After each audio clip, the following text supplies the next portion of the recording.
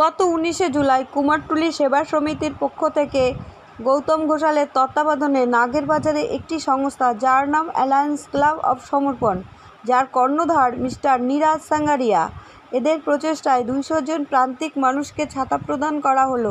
কুমারটুলি সেবা সমিতির পক্ষ থেকে উপস্থিত ছিলেন এখানকার কর্ণধার ও বিশিষ্ট সমাজসেবী স্বয়ং গৌতম ঘোষাল, ছিলেন সৌমেন বোস, অদিতি মণ্ডল, অর্পিতা দত্ত, নিহার সরকার ও আরও অনেক গুণীজনেরা।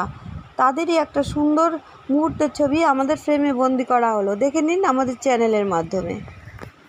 একটু আগে প্রায় তাদের সঙ্গে দেখা হয়। আমরা এখানে কুমারটুলি সেবা সমিতি, আপনারা সবাই জানেন, আমরা প্রায় আছি এবং আমরা আবার দেখি প্রত্যেকদিন গৌতমদার মুখ না দেখলে আমরা কাজের অনুপ্রেরণা পাই না, এরকম তো আমরা এটা যেরকম নিরাজি বলেছেন, আমি ওনার কথাটা সম্পূর্ণ সাপোর্ট করে বলি। এখানে কেউ ছোটো নেই, কেউ বড়ো নেই, কেউ মিডি নেই, বা কেউ কারোর অনেক আছে, এরকম কোনো ব্যাপার নয়। কিন্তু আমাদের সারাদিনের প্রত্যেক দিন আমরা যে খাটি, যে পরিশ্রম,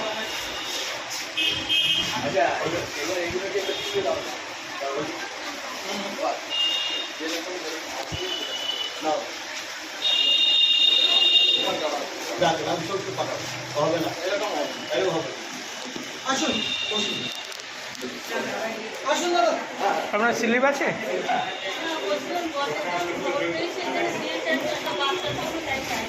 সেটা পরে, সেটা বলছিলাম আমি আছে কিনা সেটাই জানি না, আমি জানি না। এখন বসুন, কি বলে